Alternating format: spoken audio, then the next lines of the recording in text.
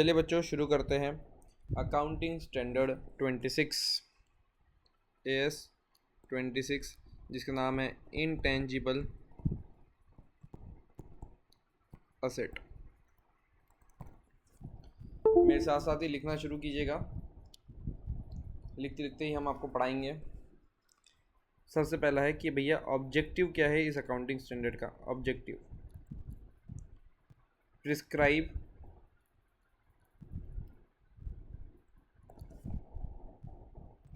accounting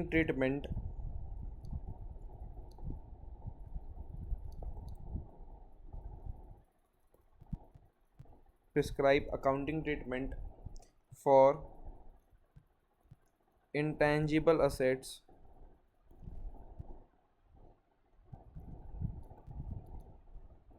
that are not dealt with any other accounting standard. यानी जो intangible assets किसी और अकाउंटिंग स्टैंडर्ड में उसका अकाउंटिंग ट्रीटमेंट नहीं होता है। जैसे अगर मैं आपको बोलूँ कि भैया AS 14 अमलगमेशन है, तो अमलगमेशन के अंदर देखिए गुडविल अराइज होती है। Goodwill is an intangible asset, लेकिन वो डील होता है एज़ पर AS 14, वो हम यहाँ पे नहीं देखेंगे। लीजेस में लीजेस के अंदर AS 19 के अंदर आता है, तो वो हम यहाँ पे डील नहीं करेंगे। तो भैया इसका क्या क्या एक्सेप्शंस है, मतलब क्या क्या चीज़ें ये अकाउंटिंग स्टैंडर्ड कवर नहीं करेगा, वो एक बार बताइए। सबसे पहले हमने देखा कि भैया अकाउंटिंग स्टैंडर्ड क्या बताता है, एक अकाउंटिंग ट्रीटमेंट बताता है इंटेंजिबल असेट्स के बारे में जो कि किसी और अकाउंटिंग स्टैंडर्ड में गवर्न नहीं होती है। करेक्ट। अब अगर इंटेंजिबल असेट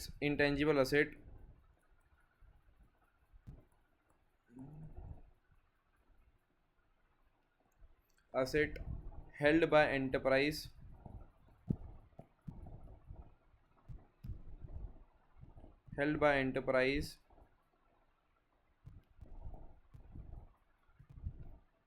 फॉर सेल, अगर हमने उसको बेचने के लिए रखा है, जैसे AS 2 के अंदर गवर्न होगा वो, या AS 7 के अंदर गवर्न होगा।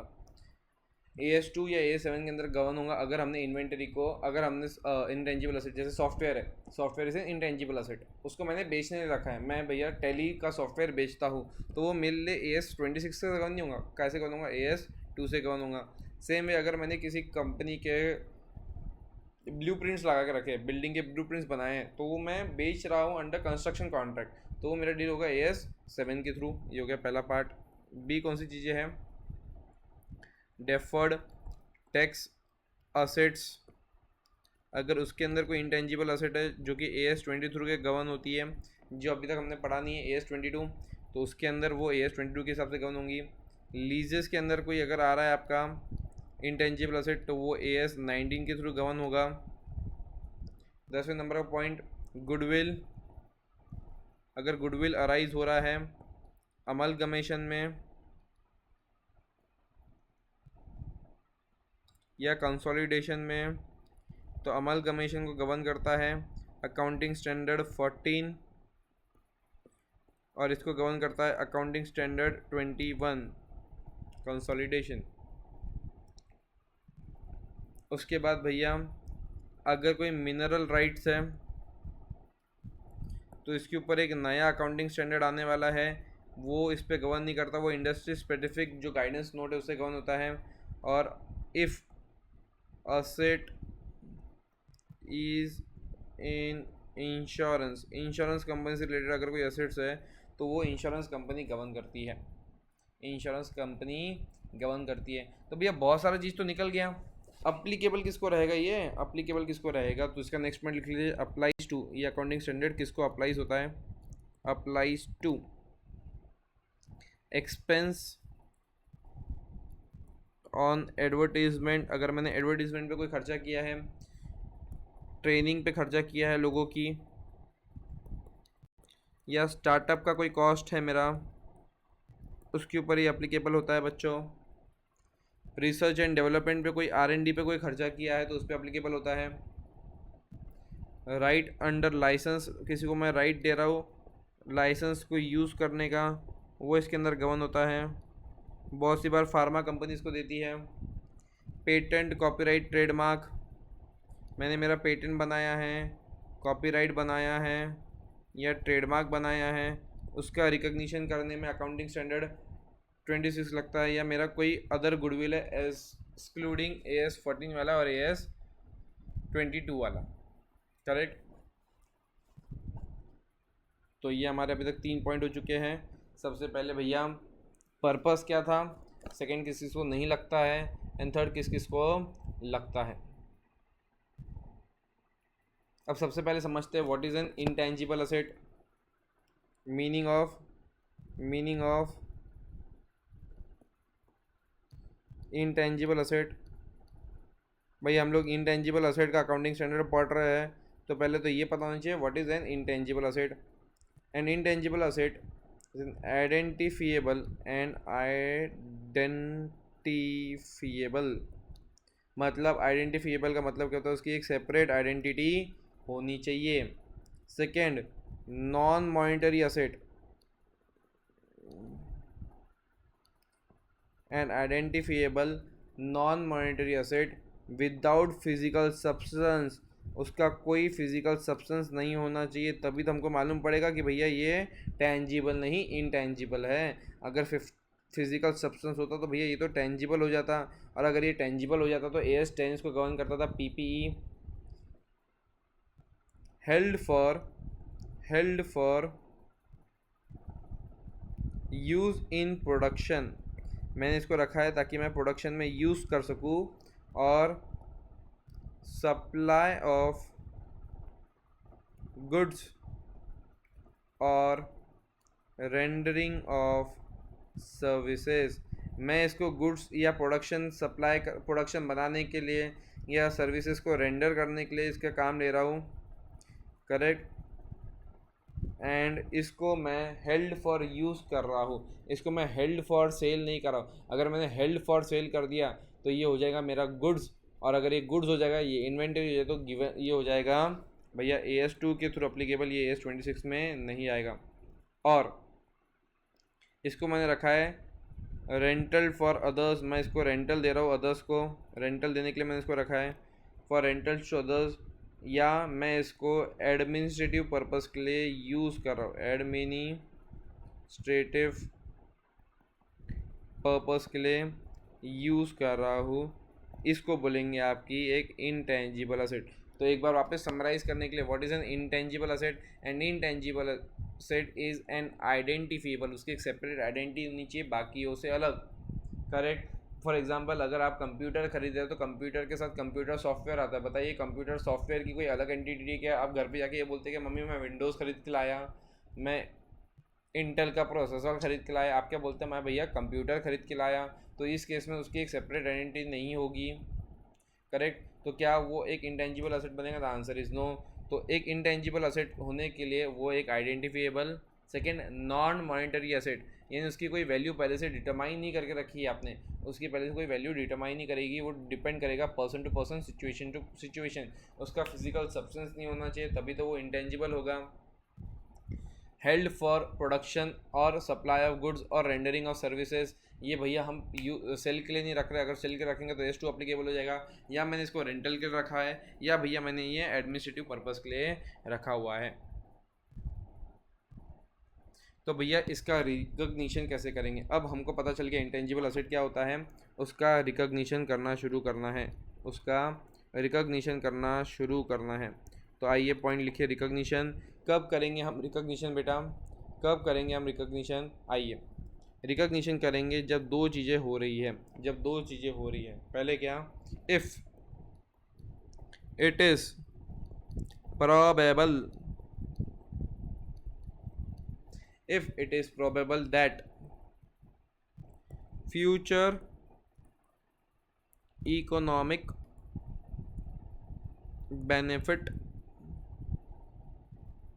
if it is probable that future economic benefit will flow to enterprise, अगर हमको ऐसा लग रहा है कि फ्यूचर में इकोनॉमिक बेनिफिट एंटरप्राइज के पास फ्लो करेगा, तब हम बोलेंगे कि भैया this is ready for recognition, कि भैया हमको ऐसा लग रहा है फ्यूचर में हमको इससे कैश मिलेगी, हम इससे कुछ कमा सकेंगे, तभी हम इसको रिकॉग्नाइज करेंगे। और उसका जो कॉस्ट है, cost can be measured reliably, cost can be measured reliably, ये दो चीज़ होगी। अब भैया इसका कॉस्ट कितना रहेगा, हमको इसको किस पे लिखना पड़ेगा, करेक्ट, हमको इसको लिखना पड़ेगा भैया, इसकी कॉस्ट कैसे निकालेंगे हम लोग, करेक्ट। तो अलग अलग चीज़ों से हम लोग इसको एक्वायर कर सकते हैं, कभी हम इसको ख़रीदेंगे, कभी हम इसको खुद डेवलप करेंगे, कभी हमको गवर्नमेंट से मिलेगी। तो सबसे पहला लिख ले इसके अंदर, अगर हमने इसको सेपरेट एक्विजिशन किया, हमने इसको किसी से एक्वायर किया है, हमने अगर इसको किसी से एक्वायर किया है सेपरेट एक्विजिशन, तो इसका कॉस्ट कितना होगा, cost of intangible asset will be equal to purchase price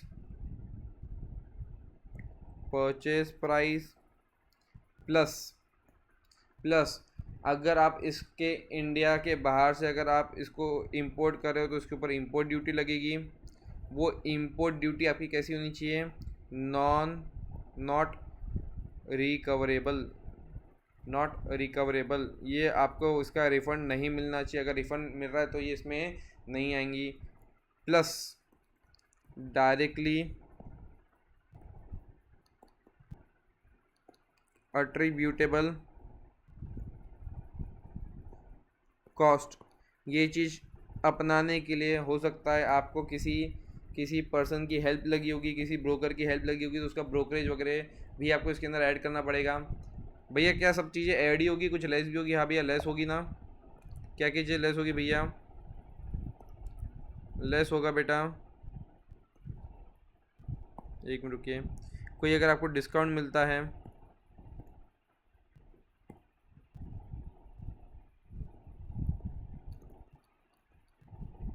कोई आपको डिस्काउंट मिलता है तो वो लेस होगा, या कोई आपको रिबेट मिलता है तो वो लेस होगा। अगर आपको कोई डिस्काउंट या रिबेट मिल रहा है तो वो आपको लेस हो जाएगा।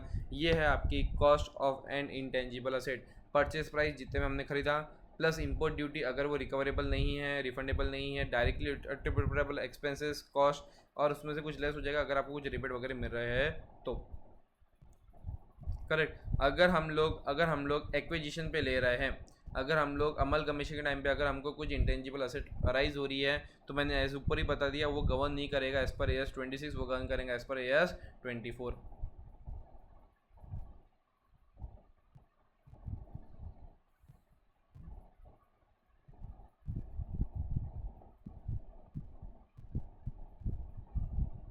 सेकेंड, अगर हमने इसको एक्वायर बाय गवर्नमेंट ग्रांट, अगर हमने इसको एक्वायर किया बाय गवर्नमेंट ग्रांट, एक्वायर्ड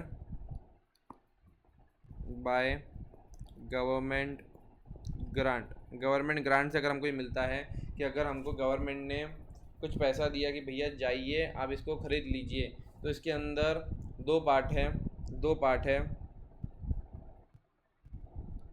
कि भैया ये सेम चीज़ें आपने AS 12 में भी पढ़ी थी कि असेट हम जब एक्वायर करते हैं तो क्या वो हमको फ्री ऑफ कॉस्ट मिल रही है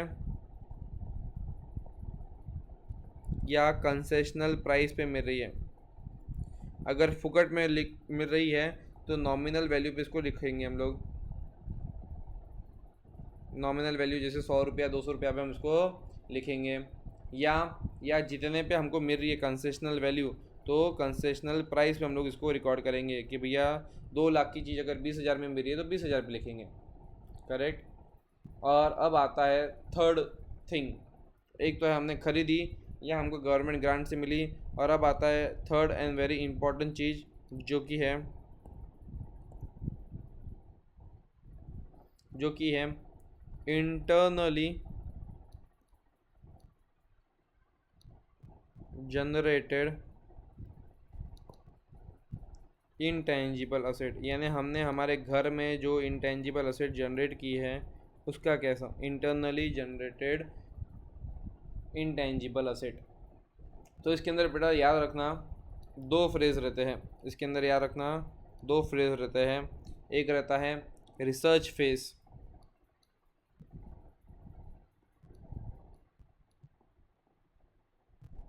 और एक रहता है डेवलपमेंट फेज। एक रहता है रिसर्च फेज, एक रहता है development phase.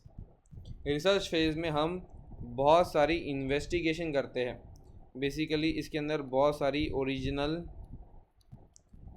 And planned investigation करते हैं हम लोग। फर्स्ट टाइम हम लोग कुछ इन्वेस्टिगेशन करते हैं और हम लोग सोचते हैं कि हम कोई नया प्रोडक्ट जनरेट करेंगे, नया प्रोडक्ट बनाएंगे। इसके लिए हम लोग कुछ रिसर्च करते रहते हैं। जैसे चाइना ने कोविड-19 की टेस्ट की तो वो रिसर्च कर रहा था नए नए इसमें, करेक्ट। तो जब तक रिसर्च फेस हो रहा है ना, जब तक आप कलाकारी कुछ कर रहे हो ना, तब तक इंटेंजिबल असेट को इसके टाइम पे जो भी रहेगा, इसके टाइम पे आपको जो भी खर्चा लगेगा, वो खर्चे का आप क्या करोगे, एक्सपेंस को क्या कर दोगे आप, एक्सपेंस को भैया आप लोग P&L में लिख दोगे। कोई भी असेट इससे नहीं बनेगी। अगर रिसर्च फेज में कुछ भी खर्चा हो रहा होगा तो आप उसको क्या कर दोगे, एक्सपेंस आउट कर दोगे। नो, लिख लीजिए क्लियरली, बड़े इसके बोल्ड में लिख लीजिए, no intangible asset arises from research phase. Research phase में कोई भी चीज़ आप क्या करोगे, आप उसको पूरे के पूरे को एक्सपेंस आउट कर दोगे। उसको कभी भी आप असेट नहीं बनाओगे। अब आता है डेवलपमेंट फेज। डेवलपमेंट फेज में क्या करते हैं, हमारी अगर रिसर्च सक्सेसफुल हो गई है, अगर हमारी रिसर्च सक्सेसफुल हो गई है, हमारे ट्रायल्स वगैरह, अगर हम कुछ नए केमिकल फार्मूला बना रहे हैं और हमारा ट्रायल सक्सेसफुल हो रहा है, तो उसको हम बोलेंगे डेवलपमेंट फेज, उसको हम बोलेंगे डेवलपमेंट फेज। तो डेवलपमेंट फेज में क्या करेंगे हम लोग, एप्लीकेशन ऑफ रिसर्च फाइंडिंग। आपने जो रिसर्च किया उसकी जो फाइंडिंग्स आई, वो फाइंडिंग को आपने यहाँ पे लगाया और एक प्लान बनाया या एक डिज़ाइन बनाई कि भैया इससे हम लोग ये चीज़ बना सकते हैं। आपने कुछ एक प्लान डेवलप किया फॉर प्रोडक्शन ऑफ न्यू, ये प्लान वगैरह आपने क्या किया, for production of new improved material devices process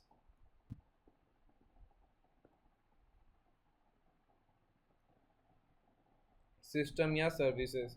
आपने अपने रिसर्च फेज में कुछ अलग अलग चीज़ें देखी और उससे फिर आपने जो भी आपने रिसर्च फेज में किया, करेक्ट, उसके बाद आप उस रिसर्च फेज को डेवलप कर रहे हो, उस प्रोडक्ट को डेवलप कर रहे हो, करेक्ट, ताकि हम कुछ एक अच्छा सा प्रोडक्ट या प्रोसेस बना पाए जो हम लोग किफ़ायती तरीके से मार्केट में लॉन्च कर पाए। बट ये जो फ्रेज़ है ना, ये कमर्शियल प्रोडक्शन चालू होने के पहले वाला फेज़ है, प्रायर टू commencement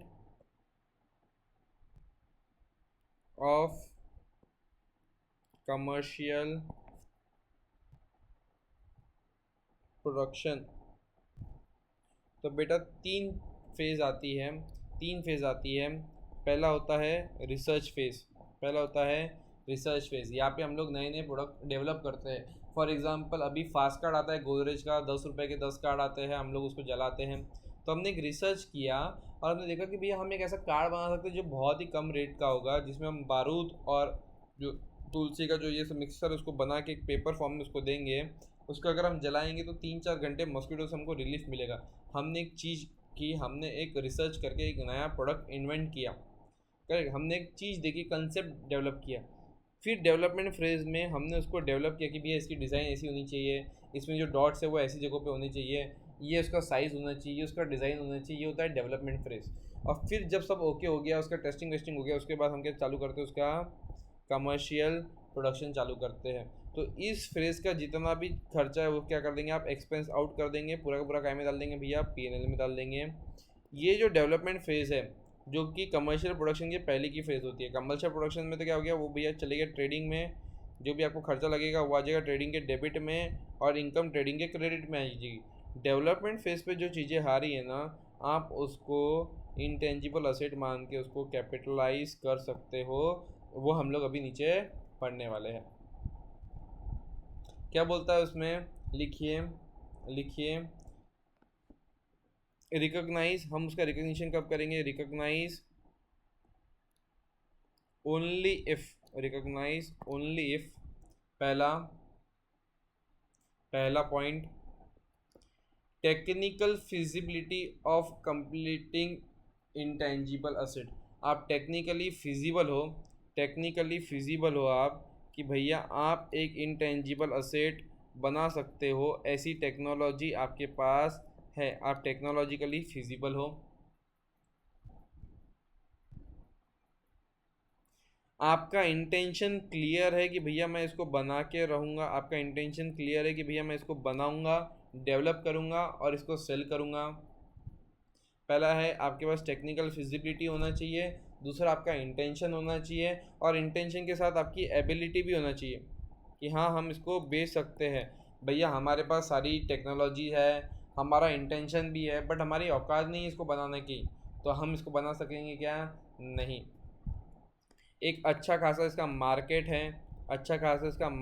है, जो जिसमें चीज़ आप बेच सकते हो।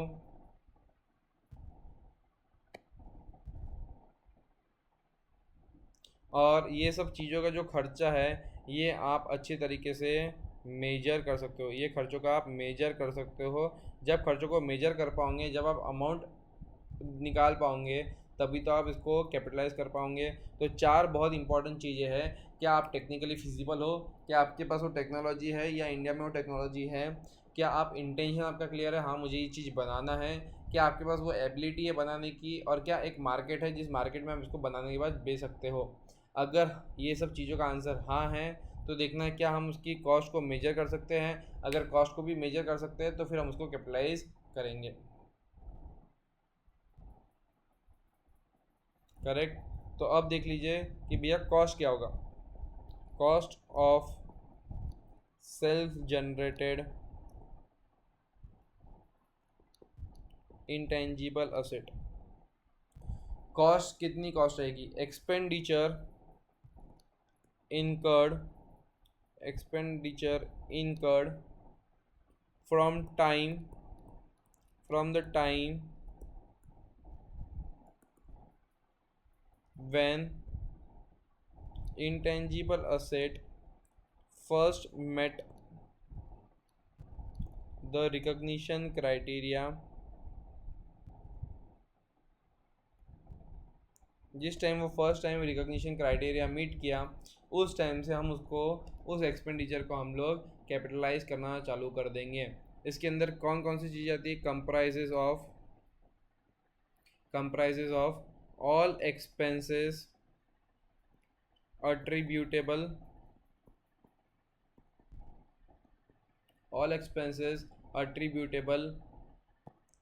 कॉमा allocated, जो चीज़ें, जो खर्चा उसको बनाने के लिए लगा, या जो हेड ऑफिस का खर्चा उसको अलोकेट किया हुआ है, वो सारा खर्चा टू क्रिएट, जो उसको बनाने के लिए या उसको प्रोड्यूस करने के लिए या उसको मेक करने के लिए यूज़ हो रहा है, वो सब हम क्या करेंगे, कैपिटलाइज करेंगे। लिखिए उसके अंदर कॉस्ट के अंदर क्या क्या आता है, कॉस्ट के अंदर भैया क्या क्या चीज़ें आएगी, कॉस्ट इंक्लूड्स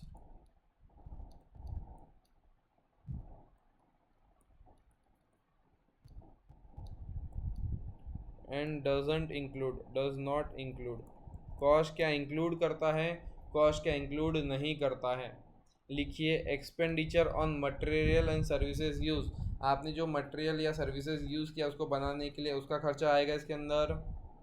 लिखिए expenses on material and services use, salary, wages, other managerial employment related cost, salary, wages and other management and employment related costs, directly attributable cost and overhead cost। And overhead cost. तो क्या क्या आ गया भैया, material आ गया, labour का खर्चा आ गया, other directly attributable cost आ गया, अदर कॉस्ट आ गया, और भैया ओवरहेड का खर्चा भी आ गया। इसके अंदर क्या क्या नहीं आता है, इसके अंदर भैया सेलिंग एंड डिस्ट्रीब्यूशन खर्चा नहीं आता है, एडमिनिस्ट्रेशन खर्चा नहीं आता है, जनरल ओवरहेड नहीं आता है, सेलिंग एंड डिस्ट्रीब्यूशन खर्चा नहीं आता है, एडमिन खर्चा नहीं आता है, जनरल ओवरहेड खर्चा नहीं आता है, इनिशियल ऑपरेटिंग लॉसेस, इनिशियली जो आपने लॉसेस इंकर किया होगा, इनिशियल लॉसेस नहीं आएंगे इसके अंदर, और ट्रेनिंग, जो आपने स्टाफ को ट्रेनिंग प्रोवाइड की, वो ट्रेनिंग का खर्चा भी इसके अंदर नहीं आता है। ये बहुत इंपॉर्टेंट चीज़ है, क्योंकि आपको कॉस्ट के अंदर 4-5 चीज़ें दी हुई रहेगी, आपको आइडेंटिफाई करके बताना है कि इसमें से कौन कौन सी चीज़ें जो है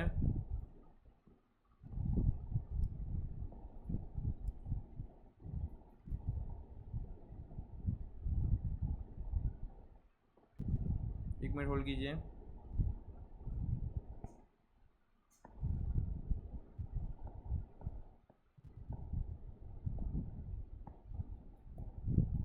आपको कॉस्ट की 3-4 चीज़ें दी हुई रहेगी, आपको आइडेंटिफाई करके बताना है कि भैया इसमें से कौन सी चीज़ें आपका इंटेंजिबल में जाएगी या नहीं जाएगी।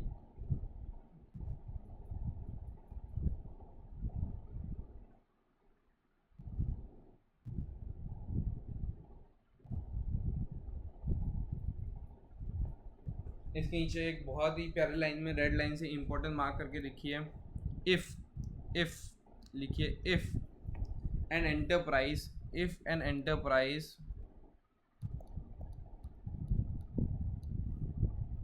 is not able to if an enterprise is not able to distinguish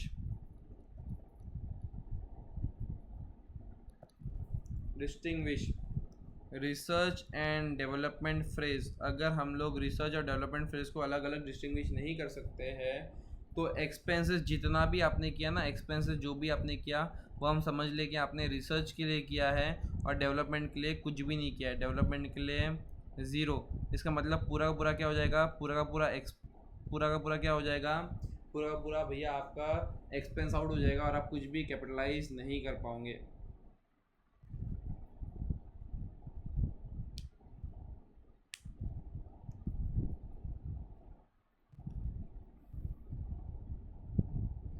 समझ में आया?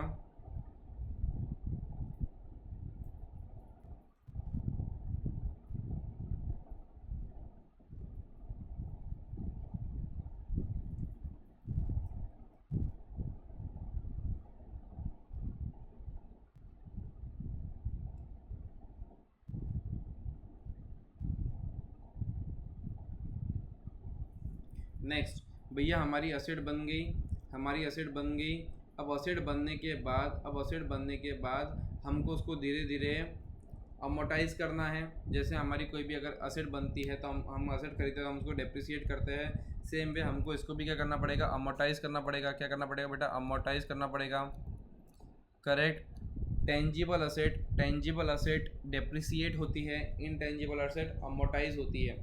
तो amortization period cannot exceed 10 years, 10 साल से ज़्यादा आप इसको अमोटाइज नहीं कर सकते, अनलेस क्लियर एविडेंस अवेलेबल। भैया अगर हमारे पास अवेलेबल है क्लियर एविडेंसेस कि भैया हम इसकी लाइफ 20 साल रख सकते हैं, तो आप इसको फिर 20 साल इसको कर सकते हो, लेकिन उसका क्लियर एविडेंस होना चाहिए, कुछ टेक्निकल प्रूफ वगैरह होना चाहिए। भैया क्या क्या मेथड आप यूज़ कर सकते हो, मेथड आप आइदर SLM यूज़ कर सकते हो या WDV यूज़ कर सकते हो या unit of production method use कर सकते हो। ये तीनों की तीनों मेथड हमने CPT में पढ़ी थी, आइदर स्ट्रेट लाइन मेथड या WDV मेथड या production unit method.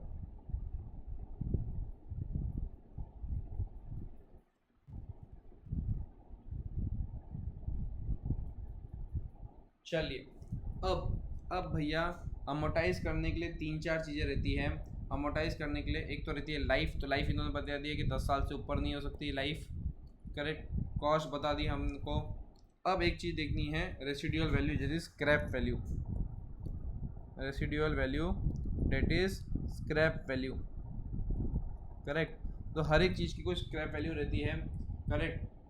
As per schedule 2, schedule 3 या शेड्यूल 3 में आपकी बैलेंस शीट पी&एल आती है। कंपनी एक्ट के शेड्यूल 2 के अंदर हर एक चीज़ का एक स्क्रैप वैल्यू बताया है। स्क्रैप वैल्यू जो है वो टेंजिबल के लिए बताया है 5%, टेंजिबल के लिए बताया है 5%, बट इनटेंजिबल के लिए it cannot be more than zero. यानी क्या बोलता है, आपकी इंटेंजिबल असेट की जो रेसिडुअल वैल्यू है वो क्या रहेगी, ज़ीरो रहेगी। क्या हमेशा ज़ीरो रहेगी? नहीं भैया, unless a there is a commitment, किसी का कमिटमेंट है by third party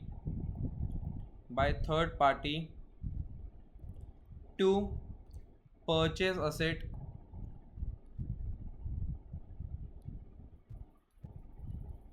at the end of useful life ख़त्म होने के एंड पे अगर हमारा किसी थर्ड पार्टी से कॉन्ट्रैक्ट है कि ये पर्टिकुलर चीज़ मैं 1 लाख में ख़रीद लूँगा, तो इसकी रेसिडुअल वैल्यू कितनी हुई, 1 लाख हुई।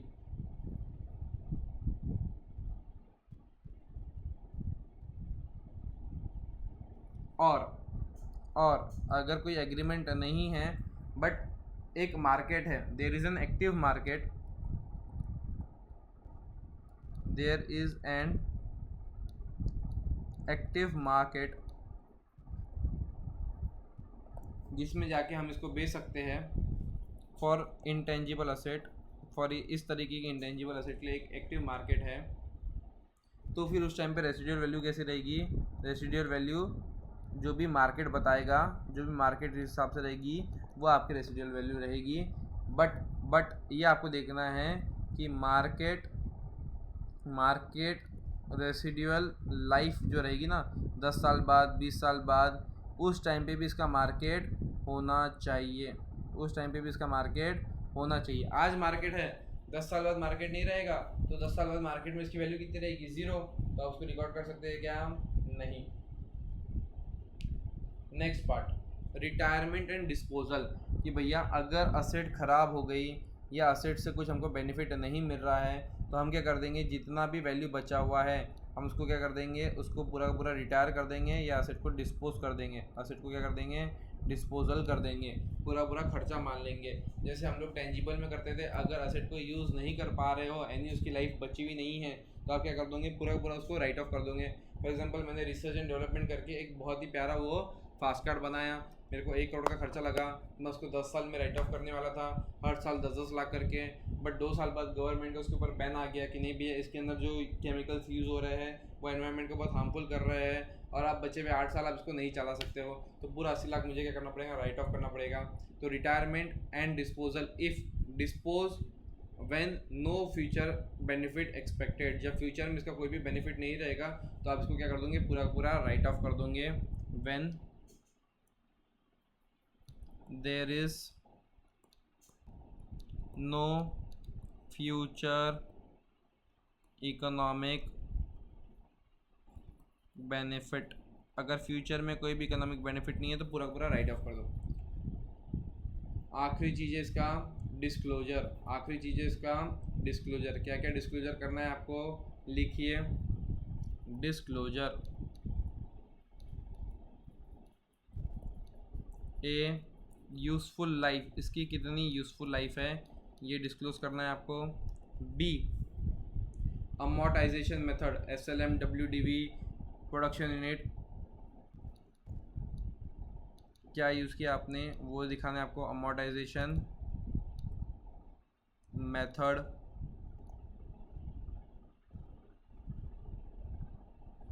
ग्रॉस कैरिंग अमाउंट,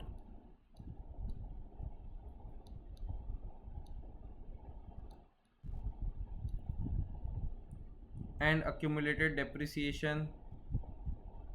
भैया इसकी बुक वैल्यू कितनी है और इसके ऊपर आज तक कितना अक्यूमुलेटेड डेप्रिसिएशन लग गया वो बताना है। रिकन्सिलेशन ऑफ कैरिंग अमाउंट, जो आज आपकी बुक्स में कैरिंग अमाउंट आ रही है, रिको ऑफ कैरिंग अमाउंट, ये कैरिंग अमाउंट में क्या रिको रहेगा बेटा, एडिशन, एक तो रहेगा ओपनिंग, एक रहेगा एडिशन, एक अगर हमने कुछ रिटायरमेंट किया, कोई एसेट जिसका यूजफुल लाइफ नहीं बचा, हमने उसको क्या कर दिया, रिटायर कर दिया या डिस्पोज कर दिया।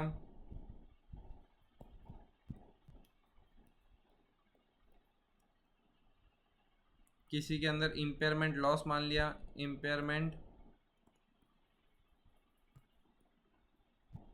लॉस मान लिया, अमोर्टाइज कर लिया उसको, ये सबको आपको क्या करना है, ये सबको आपको डिस्क्लोज करना है। कुछ अदर डिस्क्लोजर भी है, अगर लाइफ 10 साल से ज़्यादा है, अगर लाइफ 10 साल से ज़्यादा है तो आपको डिस्क्रिप्शन देना पड़ेगा, आपको रीज़न बताना पड़ेगा, फैक्टर्स बताने पड़ेंगे कि क्यों इसकी लाइफ 10 साल से ज़्यादा है। करेक्ट, आपको डिस्क्राइब करना पड़ेगा कि उसकी कैरिंग अमाउंट कितना है और कितना अमोर्टाइजेशन पीरियड बचा हुआ है। अगर हमने ये इंटेंजिबल एसेट किसी को प्लेज की है, किसी को प्लेज की है या किसी से प्लेज पे ली हुई है, जैसे फाइनेंस लीज जो था ना, फाइनेंस लीज, अगर आपने फाइनेंस लीज पे ली है तो ये आपकी एसेट हो गई, तो फाइनेंस लीज आपको सेपरेटली दिखाना पड़ेगा। अगर कोई कमिटमेंट की अमाउंट है तो वो आपको सेपरेटली डिस्क्लोज करना पड़ेगा। तो इसके अलावा और क्या क्या डिस्क्लोजर है भैया, ई वाले पॉइंट में अगर amortisation period, amortisation more than 10 years, तो उसका रीज़न दिखाना पड़ेगा आपको, क्यों भैया 10 साल से ऊपर है। करेक्ट। एफ, कितनी उसकी कैरिंग अमाउंट है, what is the carrying amount, carrying amount क्या है और कितना रिमेनिंग अमोर्टाइजेशन पीरियड,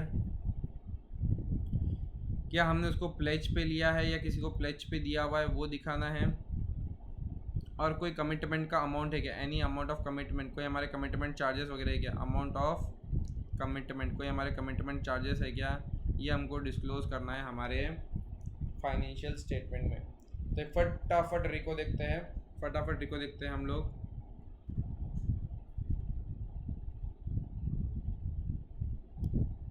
ऑब्जेक्टिव क्या है, ऑब्जेक्टिव है कि आपको अकाउंटिंग ट्रीटमेंट बताया जाए कि what is an accounting treatment of intangible asset, जो इंटेंजिबल असेट किसी और स्टैंडर्ड के थ्रू गवर्न नहीं होती है।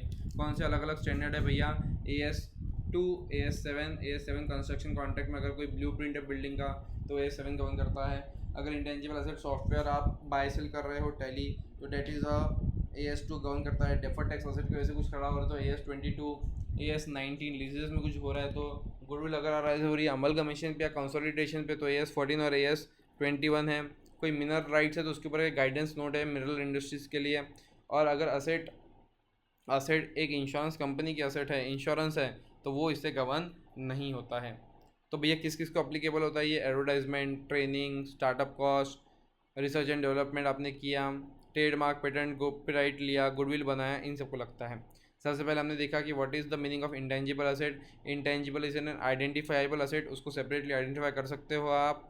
नॉन मॉनिटरी असेट यानी उसकी वैल्यू आज फिक्स नहीं है, हम जब भी उसको यूज़ करेंगे या जब भी उसको बनाएंगे तब उसकी वैल्यू निकलेगी।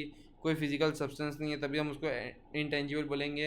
ये हेल्प फॉर यूज़ है इन प्रोडक्शन और रेंडरिंग ऑफ सर्विसेज, इसको आपने सेल के लिए रखा हुआ नहीं है, या आप किसी को इसको रेंटल के लिए दे सकते हैं या आप इसको एडमिनिस्ट्रेटिव पर्पज़ के लिए यूज़ कर सकते हैं। भैया रिकॉग्निशन कब करेंगे, रिसर्च फेज़ में। रिसर्च फेज़ में आप कभी भी इसको, रिसर्च फेज़ में कभी भी आप इसका खर्चा पूरा खर्चा मान लोगे। अगर रिसर्च फेज़ सक्सेसफुल होता है तो डेवलपमेंट फेज़ में हम इसको, डेवलपमेंट फेज़ का जो भी खर्चा है वो हम इसको रिकॉर्ड करेंगे। और कब रिकॉग्निशन करेंगे, when and when there is a future economic benefit, there is only a future economic benefit, कि हाँ भैया फ्यूचर में हमको इससे फ़ायदा होगा तभी हम उसको रिकॉग्नाइज करेंगे। There is a future economic benefit, कि भैया कैश एंटरप्राइज में फ्लो होगा, कि इकोनॉमिक बेनिफिट फ्लो होंगे एंटरप्राइज को। और आपकी जो कॉस्ट है वो कॉस्ट को आप मेजर कर सकते हो कि हाँ भैया इतना मुझे खर्चा लगा हुआ है। तो कॉस्ट में क्या क्या आता है, अगर आपने कॉस्ट इंपोर्ट किया है तो इंपोर्ट का खर्चा, परचेज प्राइस, इंपोर्ट ड्यूटी, अगर इंपोर्ट ड्यूटी रिकवरेबल नहीं है तो डायरेक्टली एट्रीब्यूटेबल कॉस्ट, इसमें से माइनस होगा कोई डिस्काउंट है या कोई रिपेट है तो।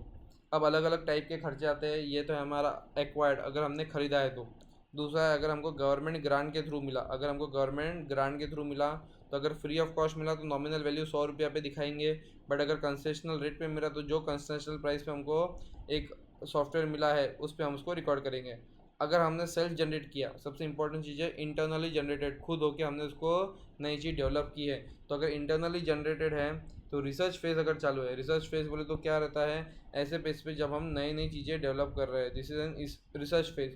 ओरिजिनल कोई आपका प्लान वगैरह आया जो आप इन्वेस्टिगेट कर रहे हो, अभी तक आपको फाइनल उसका रिजल्ट नहीं मिला है, उस टाइम का जितना भी एक्सपेंस है उस एक्सपेंस को आप क्या कर दोगे, P&L में चार्ज कर दोगे, क्योंकि रिसर्च फेज़ में कभी भी कोई इंटेंजिबल असेट अराइज नहीं होती है। फिर आता है डेवलपमेंट प्रोसेस। डेवलपमेंट प्रोसेस इस बेसिकली का प्रोसेस एक फ्रेज है जो between commercial production and research phase के बीच में आता है। तो डेवलपमेंट फेज अगर सक्सेसफुल हो रहा है तो उसका जो भी खर्चा है आप उसको क्या कर सकते हो, कैपिटलाइज कर सकते हो। तो क्या क्या चीज़ें कैपिटलाइज होती है भैया, टेक्निकल, हाँ क्या हम उसको देखेंगे कि भैया अगर टेक्निकली फिजिबल हो आप, कि हाँ भैया आपके पास टेक्नोलॉजी उस चीज़ को बनाने के लिए आपका इंटेंशन है, एबिलिटी भी है और अच्छा मार्केट भी है, तब जाके आप उसको क्या करोगे, आप उसको मेजर करोगे।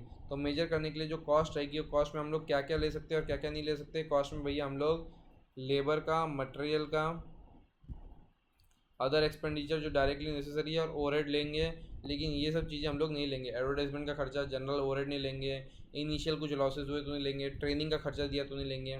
अमोर्टाइजेशन पीरियड, अब एक बार असेट बन चुकी है उसको हमने कैपिटलाइज कर दिया तो उसको हमको धीरे धीरे राइट ऑफ करना पड़ेगा। आइडियली 10 साल के ऊपर आप उसको राइट ऑफ नहीं कर सकते, 10 साल के अंदर उसको राइट ऑफ करना है। बट अगर आपके पास कुछ प्रूफ वगैरह की भी, हाँ इसकी लाइफ 10 साल से ज़्यादा है, तो उस प्रूफ के बेसिस पर हम उसको 10 साल से ज़्यादा भी मान सकते हैं।